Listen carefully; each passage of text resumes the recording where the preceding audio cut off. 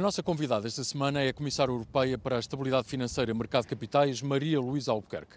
Ela admite que os cidadãos europeus estão a perder dinheiro com depósitos a prazo nos bancos por causa da inflação e por isso mesmo defende que deve haver aplicações financeiras de médio e de longo prazo, mesmo com algum risco. Defende também que deve haver um movimento de consolidação da banca e explica o plano da União para a poupança e investimento. Senhora Comissária Europeia Maria Luísa Albuquerque, muito obrigado por ter aceito o nosso convite. Vamos naturalmente começar pelo plano da União de Poupança e dos Investimentos, SAIU, Savings and Investment Union, que é apresentado por si, e vou citar, como uma iniciativa-chave para dar maior poder aos cidadãos e às empresas para um futuro mais próspero. Em termos práticos, para o cidadão comum, de que forma é que esta ideia e este plano de Bruxelas deve ser mais do que uma boa ideia? É uma ideia que tenta partir do cidadão, do interesse do cidadão, criar oportunidades para que as pessoas que poupam, para que tenham oportunidades para que essas poupanças sejam aplicadas com um retorno mais elevado. Sobretudo quando pensamos em poupanças de longo prazo, quando pensamos em poupanças para a reforma, para que esse retorno seja mais elevado. Ao mesmo tempo, ao canalizar essas poupanças para aplicações de maior retorno no mercado de capitais, estamos a favorecer o financiamento das nossas empresas e, portanto, a ajudar a nossa economia a crescer. Na verdade, é um projeto que traz benefícios para todos os agentes, desde os cidadãos às empresas. Mas em termos muito práticos, vamos imaginar que eu estou a poupar para, enfim, para a reforma e, portanto, já pensar também em termos pensionistas, e eu sou um dos 450 milhões de consumidores europeus e tenho poupanças no banco. Como é que eu, dentro dos próximos meses, como é que eu posso aderir, digamos assim, a este plano? Como é que ele se vai materializar? O que nós vamos fazer é emitir uma recomendação aos Estados-membros para que criem uma coisa que se chama uma conta de poupanças e investimentos, através da qual sejam disponibilizados um conjunto de opções de investimento que sejam simples, de custo baixo e que possam satisfazer os interesses de investimento da maior parte dos cidadãos que normalmente não sabem muito dos mercados financeiros, nem precisam de saber. E, portanto, nós queremos que estas contas sejam criadas nos Estados-membros, com incentivos fiscais, para que as pessoas se sintam mais atraídas a este tipo de investimento e possamos começar a mudar a cultura e a forma como as pessoas veem este tipo de oportunidades, e vamos inspirar-nos naquilo que já são as melhores práticas existentes na Europa e que resultaram muito bem nos países onde foram introduzidas. Vamos também recomendar aos Estados-membros que trabalhem para a construção do Pilar 2 e do Pilar 3 das pensões, para que aquilo que são os desafios do envelhecimento possam ser acautelados com o tempo e garantir que as gerações atuais e futuras têm níveis de pensão que lhes permitam manter uma vida confortável na reforma. Vamos tirar dinheiro dos depósitos e vamos aplicar em produtos mais atrativos, mas que têm risco. E as pessoas, como sabe, têm aversão ao risco. Como é que eu posso ter alguma garantia de que não vou perder dinheiro? Eu não assumiria à partida que as pessoas têm aversão ao risco, na medida em que as pessoas jogam, compram criptoativos e, portanto, eu acho que há muita evidência de que a aversão ao risco não é como se diz. Nós vamos recomendar aos Estados-membros que criem estas contas em que os produtos que são oferecidos são, obviamente, adequados ao perfil do investidor de retalho. Mas sim, de facto, o investimento no mercado de capitais tem risco, não tem garantia de capital. Mas quando falamos de investimentos a longo prazo, por exemplo, para a reforma ou para qualquer outro objetivo que se tenha daqui a 20, 30 anos, na verdade, aquilo que acontece nos mercados de capitais é que nós vemos muitas vezes flutuações. As cotações sobem, as cotações descem, mas se olharmos no longo prazo, se forem produtos adequados, com um nível adequado de diversificação, a tendência é sempre de valorização no longo prazo. E também é verdade que, deixando o dinheiro em depósito, neste momento as pessoas, na verdade, estão a perder dinheiro por causa da inflação. Estão, numa forma que não se apercebem, provavelmente, porque se nós pusermos 1.000 euros num depósito, no final do período vamos receber esses 1.000 euros mais os euros dos juros. A verdade é que com esses 1.000 euros compramos menos coisas. E é isso que nós queremos dizer quando se diz que se perde dinheiro nos depósitos. Não é perder em número de euros, mas aquilo que nós conseguimos comprar com eles. É, portanto, uma perda. E isso é, de facto, um desperdício do esforço de poupança dos europeus. E a propósito de economia saudável, se houvesse uma crise semelhante à de 2008, 2009, o setor financeiro europeu está hoje melhor preparado? O setor bancário, em particular, que foi atingido pela crise de 2008, está claramente melhor preparado.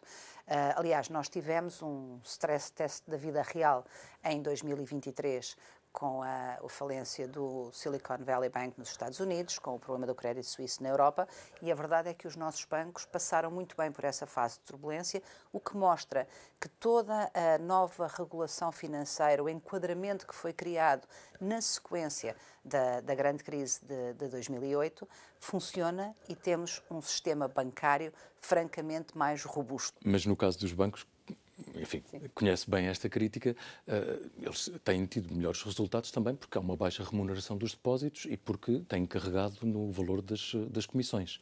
Isto é que é um sistema saudável?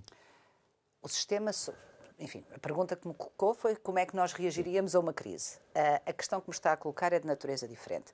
Porquê é que a remuneração dos depósitos é baixa? Porque, na verdade, os bancos não precisam de captar mais depósitos para intermediar para a economia. Mais uma vez, as empresas têm muita dívida, precisam de capital. E, portanto, se os bancos não precisam de captar mais recursos para emprestar à economia, têm mais do que aquilo que é necessário, porque é que hão de estar a pagar mais por um recurso do qual não necessitam?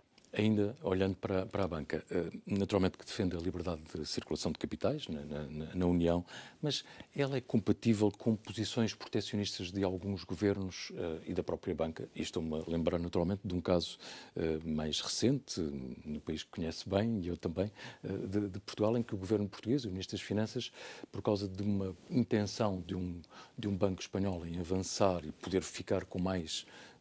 os bancos espanhóis com mais de 50% da cota de mercado, o governo português já fez saber que não está muito confortável com essa ideia. Isso é uma atitude proteccionista ou não? As razões pelas quais nós temos liberdade de circulação de capitais nos tratados. E, portanto, é algo que todos os países que integram a União Europeia concordaram. A liberdade de circulação de capitais que está nos tratados depois enfrenta, de facto, dificuldades na prática. Persistência de barreiras que são desde regimes legais diferentes, regimes de insolvência distintos, regimes fiscais diferentes, atitudes diferentes da parte dos supervisores, enfim, as barreiras são múltiplas e faz parte do projeto da União da Poupança e dos Investimentos trabalhar para retirar essas barreiras. E também há, assim, de facto, atitudes protecionistas muito focadas naquilo que é uma perspectiva nacional. Eu tenho vindo a dizer que nós temos de mudar a forma de pensar e temos que perceber que doméstico é ser europeu, não é necessariamente dentro das fronteiras dos países. A Comissão, como sabe, nunca comenta casos particulares, mas naquilo que diz respeito à questão da banca, nós temos em vigor uma união bancária que envolve já todos os países da área do euro e na qual estão definidas as regras que devem ser seguidas para que haja fusões, aquisições de instituições bancárias. E, portanto, essas regras são definidas no âmbito da União Bancária, são o Banco Central Europeu, ou o supervisor relevante, e as autoridades da concorrência, que têm de se pronunciar sobre qualquer operação em concreto. E não há mais poderes previstos para ninguém relativamente a essa matéria. Mas a Sra. Comissária, portanto, em termos gerais e obviamente para o mercado europeu, defende a importância estratégica, digamos assim, da consolidação.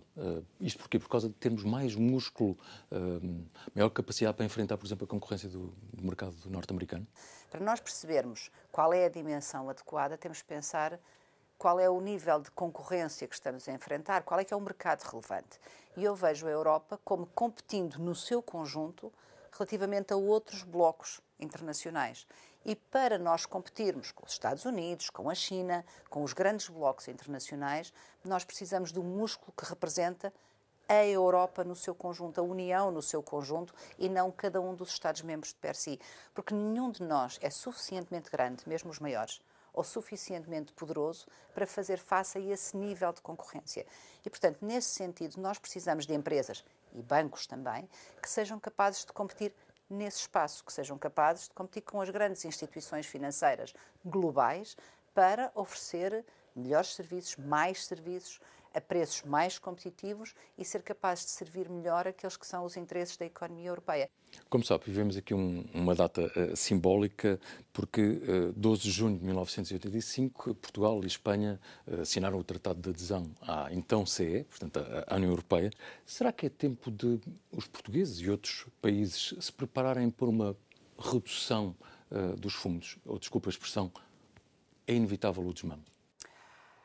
Bom, eu lembro-me desse dia 12 de junho de 1985, tinha acabado de chegar à maioridade e, portanto, é um dia que está marcado também na minha memória pessoal e não só na memória coletiva. Hoje é um dia muito importante.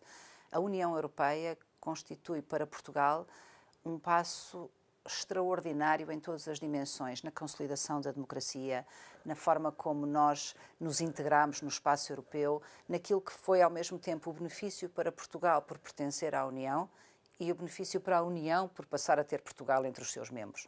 A questão que me coloca dos fundos, nós temos de perceber quais são as prioridades.